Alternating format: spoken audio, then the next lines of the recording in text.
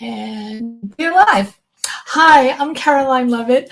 I am the co-founder of A Mighty Blaze, which started the day of lockdown as a way to help bookstores whose doors were shuttered, readers who are looking to connect with authors, and authors whose tours, like mine, had been canceled. We're now in our fourth year, so we like to say that A Mighty Blaze is a toddler. If you have any questions, you will see a chat on the right. Please just pop them in and I will read them out loud. Today is really exciting because we have Jordy of Jordy's Book Club here. He's truly extraordinary. Jordy does what any writer or reader would kill to do. He reads for a living. That in itself is totally amazing. He's the creator of Jordy's Book Club, which has over 151,000 followers, probably more even as we speak. And he also works for Universal Studio Group as head of acquisitions and development. From books published recently to most anticipated reads, Jordy's Book Club is where you want to go if you love books, and we all do. Jordy considers himself a nerd, but he's actually totally beloved by everybody on the planet that I know. So, hello, Jordy. Hi. Welcome. I'm so thrilled to have you here. Oh, you already have a comment from Melissa T saying, I love Jordy's Book Club. So there you go. It's a very nice intro. I wanted to talk about authenticity, which I think is part of your success. People believe you. They follow your recommendations. You can almost feel the excitement lifting off the Instagram page. So first tell us why and how you started Jordy's Book Club. I take it was before the pandemic? I started July 2018. So yeah, it was before the pandemic. Okay. So tell us about how you started it, and then tell us how you made time for it, doing all the other things that you do. I started it, I just went on Instagram.com and made a profile. But it started mainly because a place to track books. I've always been a voracious reader, and I kind of fell out of it for a little bit and then got back into it around 2018. And I wanted a place to kind of track what I was reading. And I didn't know about Goodreads. I didn't know about other places, but I had seen some stuff on Bookstagram, didn't know much about it. And so I just created this private account that no one knew about, to take pictures of the books I was reading and kind of use it for myself and the people who, my friends and family who might be following me as well. And then it started to become this thing where I realized like I could meet people who also like books, talk about the books I was reading. It felt like there was a community of nerds like me, who were doing things that I was doing that were this community that I was kind of craving that I didn't know I needed. And I think for me, I started to find things that I enjoyed about it. I think I was surprised that in addition to the reading, I really liked the photography aspect of it. I liked editing and making book posts. I kind of liked the gamification of getting people to engage with my posts, to like my stuff, to try and figure out how to get free copies of books from publishers. All those things were kind of fun for me at the time, and it kind of helped me grow organically.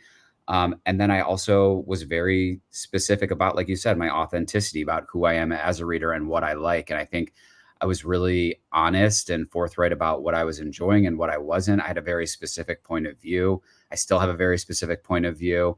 I think if anything has changed in the 6 years since I started the account, it's that I might be less of a book reviewer. And I think I consider myself more of almost like a hype person, where it's my job to help hype authors, friends, and books that I really love. I think becoming a parent in the last few years has really made me prioritize my time and make me figure out what I really love and what I don't love about what I'm doing as a hobby. And I consider Bookstagram and being on social media a hobby. And so I've really leaned into being positive and supportive and excited and hyping things that I truly, really love. And that's really, I think, led to success and has helped me in this journey a little bit. Jordy, we're having a technical snag. It's not a big deal, but it's just, can you make yourself louder? Yeah, I can. I'm happy to be louder. Okay. All right. So what's so amazing about your club is also the Instagram photos and the pictures, which are, I read that you're not a professional photographer, but like your voice on the page, your photos seem they seem authentic and different and full of energy. How do you plan them, and have they changed since you started the book club? Yeah, and tell me if I need to be louder, but I get a lot of joy out of it, and I've grown a lot over the years. I think when I first started, you would see, I had this big gray dining room table, and so I took all my photos against this gray table, and I used succulents and different paraphernalia. And then I think over time, I started to change that. I got into text and graphics and arrows, and I started using the iPhone editing software. And then after that, I fell into Canva and started using Canva editing. So now I use a lot of that different photo editing software.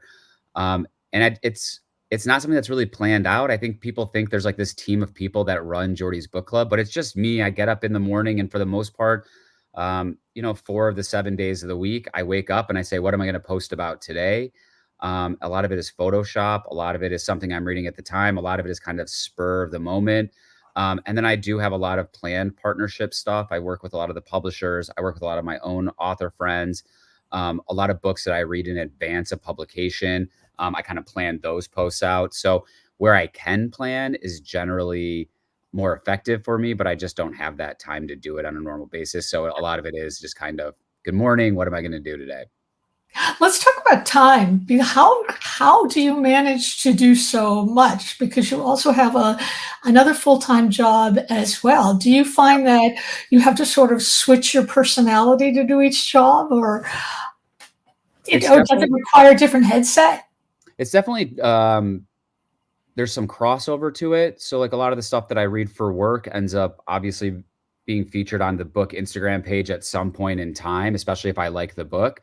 But a lot of the things that have allowed me to be successful on Instagram are the things that are successful in my own career. It's having a point of view, it's authenticity, it's reading a lot of books and being able to compare and contrast them in the marketplace. So I wouldn't say that I'm taking off hats, more so that I'm kind of just adjusting the information that I have access to or use in the day-to-day basis. But the Instagram started first and the job came from that. And so the things that made me successful on Instagram are the things that I am in person. I am authentic. I am who I am. I am sarcastic.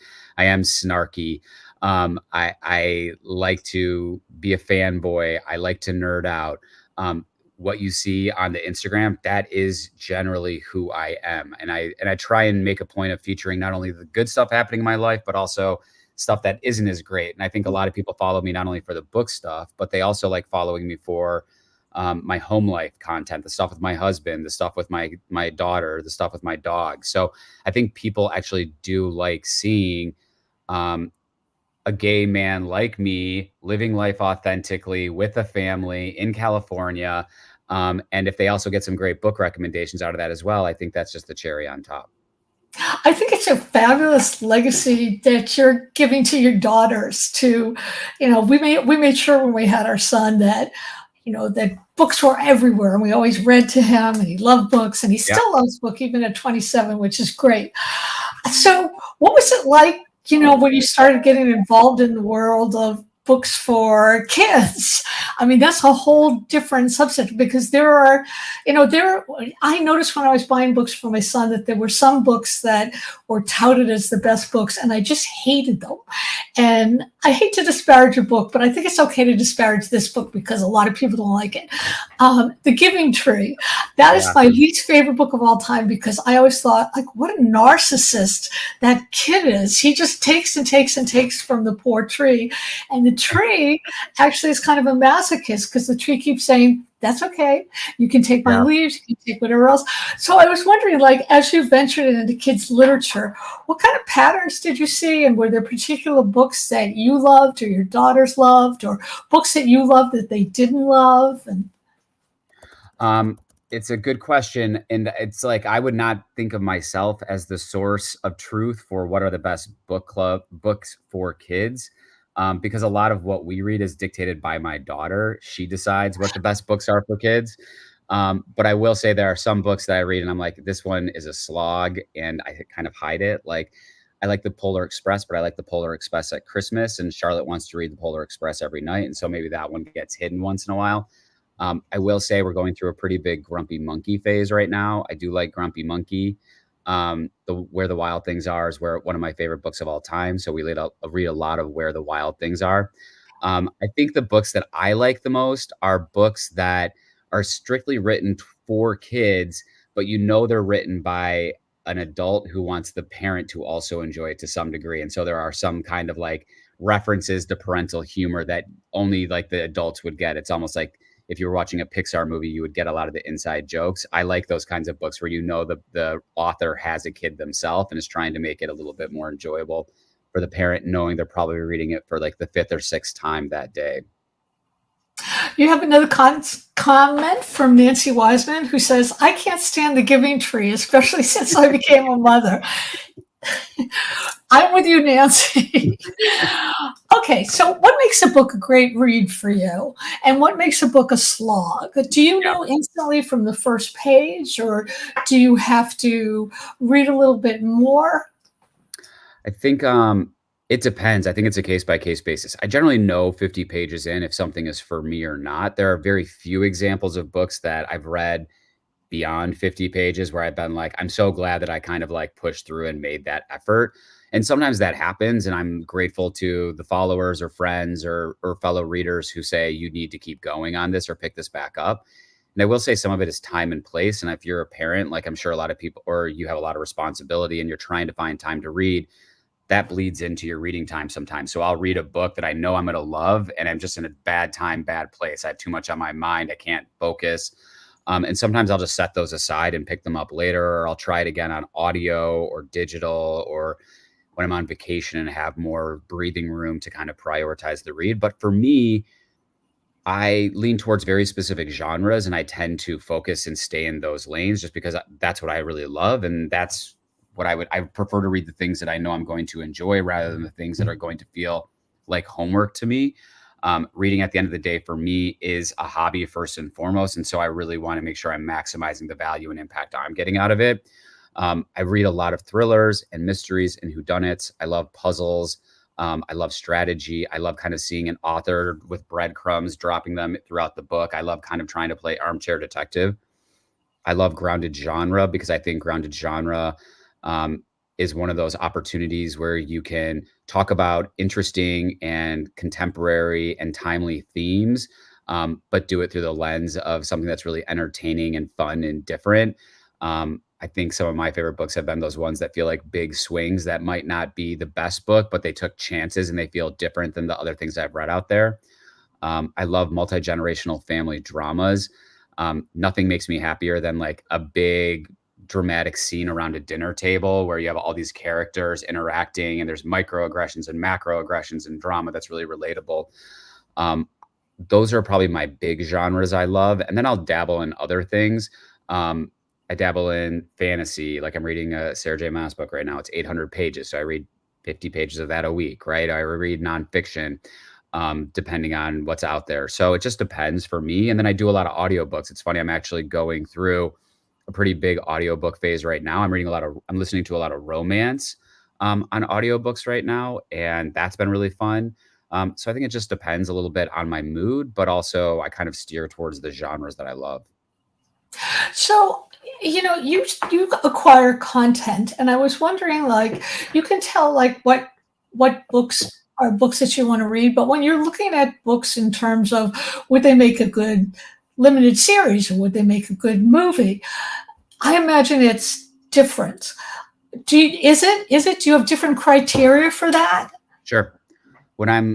What I read for pleasure and what I really enjoy, it does not always cross over with what I'm reading for television or consideration for work. And when I read for work, I'm very focused on what we are looking for as a company and as a business. And a lot of times that's dependent on what the buyers are looking for. So I work at a studio. So we sell projects to buyers like Netflix and Hulu and Peacock and Amazon. And so a lot of what I read is based on what those particular Right. platforms are looking for. And a lot of times it crosses over with what I really enjoy. And so a lot of what I really enjoy reading, I consider premium popcorn, I guess I would say, is my favorite genre. And that's a lot of crossover with what we look for TV. So it ends up being the best of both worlds. But I tend to read a lot of the genres that I love for work because I've read so many of them and I'm able to comp them in the marketplace. I'm able to say, this is a good book, but I've seen 3 other books that are very similar to this that are already in development for TV. Or we've seen this twist multiple times, or this feels very fresh. We should kind of consider this. And I have a team, and they also specify in very specific genres. So I have someone on my team who is specifically looking at romance or diverse romance or queer romance. I have someone on my team who's specifically looking at fantasy. I have someone on my team who specifically loves nonfiction and contemporary fiction. So we all have our specialties. That doesn't mean we don't read other things as well, but Right. we try to be experts in specific genres. And I'm lucky enough that the genres I love are also the genres that you see featured on my Instagram a lot. You have a question from Nancy Weitzman. She wants to know if you read Brad Meltzer's books. I don't generally read Brad Meltzer's books, but that doesn't mean I haven't. There's just so many authors out there, and it's hard to read everything. But I've heard I want, it's very good. I want to talk about covers because I read somewhere where you said that sometimes it's the cover that will draw you in, Yeah. even if the book is bad. Not only is bad, even if the book is not to your taste, the cover will draw you in. So, what kind of covers do you like, and why? I mean, have you been noticing trends that you especially like?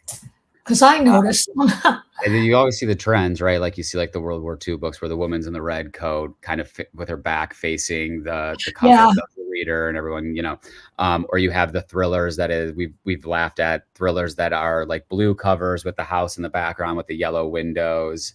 And as I say that, I'm sure everyone's looking at their books and being like, aha, I do see that. Or thrillers with you have like the woman's face is kind of like shadowed.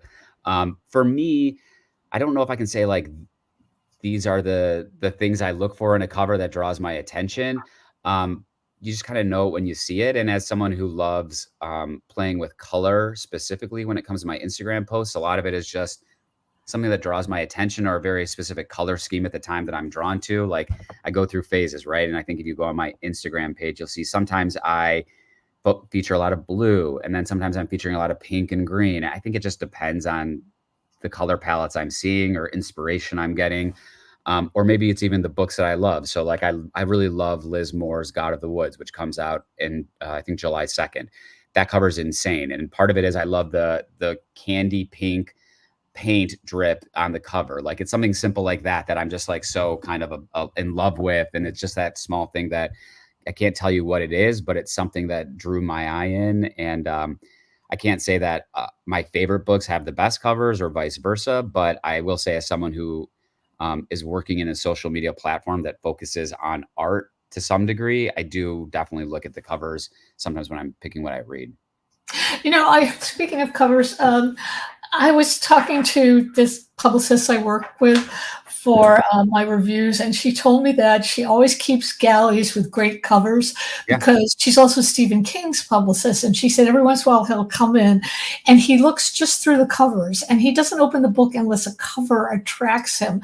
And I thought that was really interesting. And if the cover's really great and the book is really great, then he'll blurb it. I just thought that was really interesting because I think a lot of authors don't realize how important the cover is. It's really a marketing tool, and there's a lot going on in a cover that you may not realize. I think to that point, I think if I walk into a bookstore and the cover is very simple, the chances of me picking it up in a vacuum are very low versus a cover that I think it like draws my attention in. So I think there's something to be said for that. If it's a cover that's kind of nondescript, I would probably need to see a review or have heard something about it somewhere else for me to be drawn to it and pick it up. There's just too many books in a bookstore. And I'm sure, like trying to figure out where you are sitting on a table or how do you differentiate yourself at a Barnes and Noble or an indie bookstore where there's so much options and you have the book club stickers and you have the little cards recommending things. It's hard to stick out. So I think a cover does help in that regard.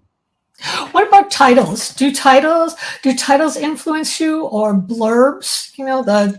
On the back of books. Blurbs do not influence me at all. I've heard stories that sometimes blurbs are friends or clients of agents helping out, and so I don't usually trust them unless I see an author I'm close with or a friend that I know or an author whose taste I've trusted previously. Sometimes I'll reach out and say, hey, did you love this? Or it might make me read more reviews or seek out more reviews, but generally I don't look at blurbs. Titles, sometimes they influence me. I don't know if it's always that the case. I mean, I look, I guess, at some of my favorite books of last year, like Stone Cold Fox is a great title. I think it was probably that title and that cover that really drew me into that book. And Napolitano's Hello Beautiful, the cover and the title, I think, were excellent. They drew me in. Chain Gang All Stars, awesome title. So I think sometimes they might draw me in, but I don't. I guess it's an interesting question. I don't really think I would consider that as something that I generally think about. You have another question from Sylvia. Let me put this up. Speaking of covers, are your shelves organized by color? And I would add to that, how are they organized if not? Yes. They don't quite look like they're organized by color. A lot of them are organized by color because it helps me really quickly pull books for my book photos, be able to pull colors and put together the palettes really quickly. And then you can't see it right here, but all my 2024 books are on this shelf right here, and I organize them by galleys and publication date. So I can pull them down quickly or prioritize things based on the calendar. You have two more comments. Nancy Wilson says, a cover's like a fragrance perfume that captures you when you pass by. That's very lovely. And this is a bad perfume. I haven't seen a bad yeah, that's right. Farther away. Kim says covers are what make me check out a book I haven't heard about before. Yeah, I think that's true too. What about reviews? Do reviews impact you at all? Or? Yeah, for sure. I think I think I was listening to a podcast once. I think Ellen Hildebrand said if she sees a book featured or reviewed 3 times, that's what makes her pick it up if it's 3 times. And it's kind of stuck with me. I definitely suffer from book FOMO. So I follow a lot of people on Instagram. I trust people who I know trust my taste or I trust their taste. And so if they tell me something is worth picking up, I will. There are a few publishers and editors who I really trust that if I see them buying a book or featuring a book or reaching out to me, I will. I read Publishers Weekly. I read Kirkus. I read the New York Times Book Review. I read People Magazine.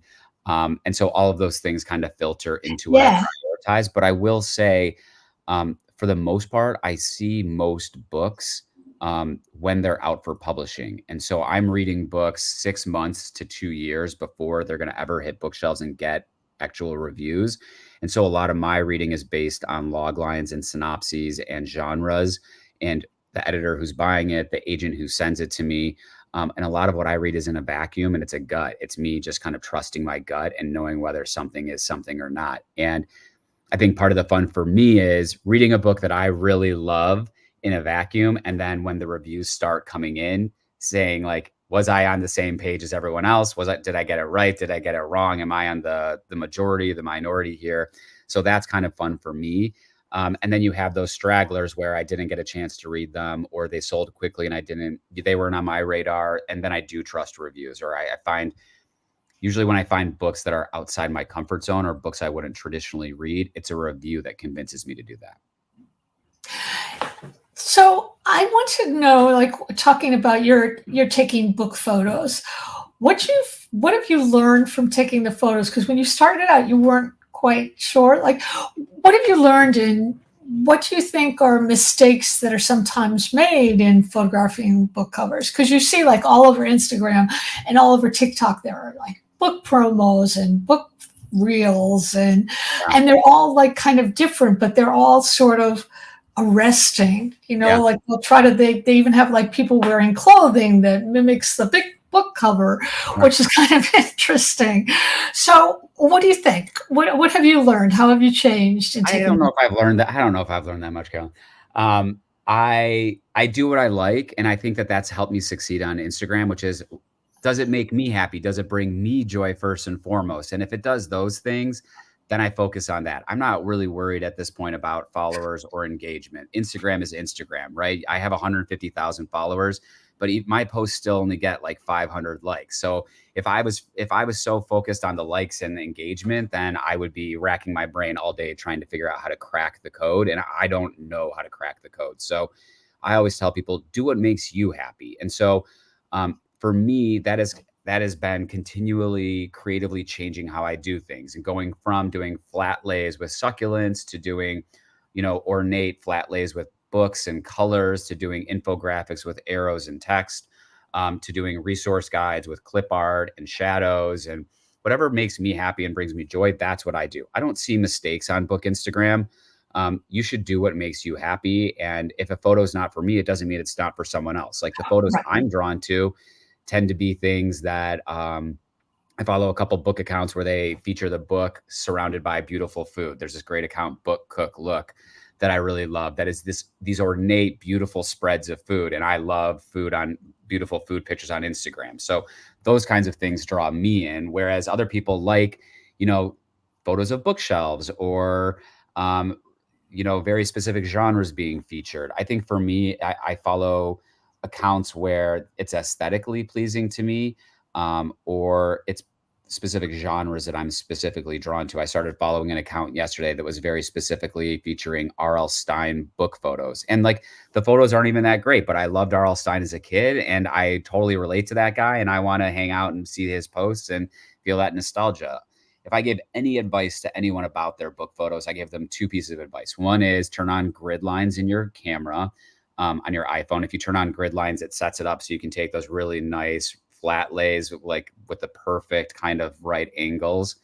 And my other thing is good lighting. It's really hard to find good lighting, and good lighting will really help with your book photos. And so for me, a lot of times I can't take a book photo or I retake a book photo or I'll archive something because the lighting wasn't good. And so if it was me, those would be the two things that I really focus on when I'm taking my pictures. You have yet another question. This is from Kim. Come on. Kim wants to know, do you like reviews that summarize the book or just explain the reviewer's feelings about the book? Or do you like both? I think I like both, and I think it depends on the genre sometimes. I think, and we've seen with the success of Book Talk specifically, a lot of it is reviews that are vibes and feelings. Like, this made me cry my face off. This made me laugh. I've never felt this way before. And I like those sometimes. I like an emotional response. I think it's very similar to watching a TV show, where you're saying, like, this comedy, I've never laughed harder, or this show, like, was a tearjerker. Like, I think that we're having that same kind of moment with book reviews. And I think that those are successful and those definitely help me. I think the things that I like the most are probably how I do my own reviews, which is a very, very short summary that doesn't really give away any spoilers, that maybe alludes to things that I would generally like seeing in a book: a great twist, a good cliffhanger, really great character arcs, a really cool world that I've never seen before. I like comps. So people saying, if you liked X, Y, and Z, you'll really like this book. Those are the things that really help dictate what I read. They are helpful. Yeah. So that's what I usually look for in a review. And sometimes I like those reels, though. They're like, this is the best book I've ever read. And I sometimes like those reels because it's fun to see, like, what does someone else think is the best book they've read? And do I agree with them or do I not? So I also like the polarization of reading. I like disagreeing with people. I think a book that is universally loved is boring to discuss. I like those books where someone loves it and I hate it, and being able to have those disagreements. It's why I think the series I do on my Instagram about unpopular opinions, where people kind of chime in about the books that everyone loves that they hated, those are always really fun. And I always tell authors, don't take it personally. It's like a badge of honor to have good reviews and bad reviews. It means people are talking about your book and reading it. Yes. It's part of the zeitgeist. So I love that kind of thing. That's what makes a great book club book a great book club book, is if it's polarizing, it has reviews across the spectrum. Yeah, I have a friend who published this wonderful book, and it was getting raves, and then it got to the New York Times, and they must have assigned the wrong Yeah. reviewer, because this reviewer absolutely eviscerated the book. It was like every sentence was like hectoring and nasty, and the thing was, the author told me that she actually had the best sales she ever had, because people reading the book they felt two things. First, they felt, well, this book sounds interesting. And second, they thought, what the hell is wrong with this reviewer to hate it so much? And so they were like, out of sympathy, they just bought it and bought it and bought it. Yeah. So sometimes, for writers out there, if you get negative reviews, sometimes it doesn't mean what you think it might mean, which is great. So I have just two more questions for you. The first one is, do you find, you live in LA, do you find that the book culture there is different than on the East Coast? And if so, in what way? I think because publishing has traditionally been located in New York, there's obviously a culture difference. I will say that I've been doing this now 6 years, and I have seen the book culture grow in LA in really great ways. And maybe that's just because I'm attending more events. I'm more involved That's in the great. culture out here. I'm working to try and help create more book culture out here. Um, but most of my time is spent online, and connecting Right. with people all over the world. And so my culture is my community where I am, and a lot of it is my work. But I moderated an event at the Beverly Hills Public Library on Tuesday for Stephen Rowley's The Guncle Abroad, which had a great turnout and a ton of fans and readers. I'm moderating two big events in June for Chris Whitaker and Lucy Foley. I have one with an indie bookstore in July, for Liz Moore. So there are a ton of really great indie bookstores in Los Angeles that I love and support, and I think that there's a great group of readers out here. And it's really nice, even with the rise of book talk and social media, to see books succeeding. And I think regardless of what you're reading or what genre it is, I'm just happy to see so many people still buying books, engaging in books, going to author events, supporting local bookstores. It's really nice to see, regardless of what coast I'm on. And this is a question that I always ask writers I interview, probably because I'm the most obsessive person on the planet. What's obsessing you now and why? What's obsessing me now? Right? Like as a book? Yeah. Well, this week is all things Guncle Abroad. The Guncle was my favorite book of 2021. If you don't know what that is, it's by this author, Stephen Rowley, who writes really great contemporary fiction that is a great mix of heart and humor. The Guncle is basically a queer take on Uncle Buck, a washed up gay actor having to raise his young niece and nephew for the summer and the antics they get into. It was my favorite book a couple years ago, and the sequel just came out this week. It's our May Book Club book. It's set 5 years in the future, with the main character and his niece and nephew in Europe for their father's wedding. And it's just as delightful as the first book, and I absolutely love it. I am obsessed with it. I think everyone should read it, especially going into Memorial Day weekend. If you're looking for something to read by the pool, it's my favorite. And then next month, there's two giant books coming out that I really love. Chris Whitaker's All the Colors of the Dark is my favorite book of the year that I've read so far. Nothing has toppled it yet. It's just a beautiful crime thriller. It's the closest thing I've read to a Cormac McCarthy book in a couple of years. It's just incredible. That comes out June 25th. And then Liz Moore's God of the Woods, which is basically an upstairs, downstairs missing person mystery set at a summer camp in the 1970s. I think it comes out July 2nd now. She wrote Long Bright River. This is her follow-up. I liked Long Bright River, but I love this book. Those are the two books that I am freaking out about, and I can't wait to talk more about with people in the months to come. So I want to thank everybody who was here and everybody who was brave enough to ask questions.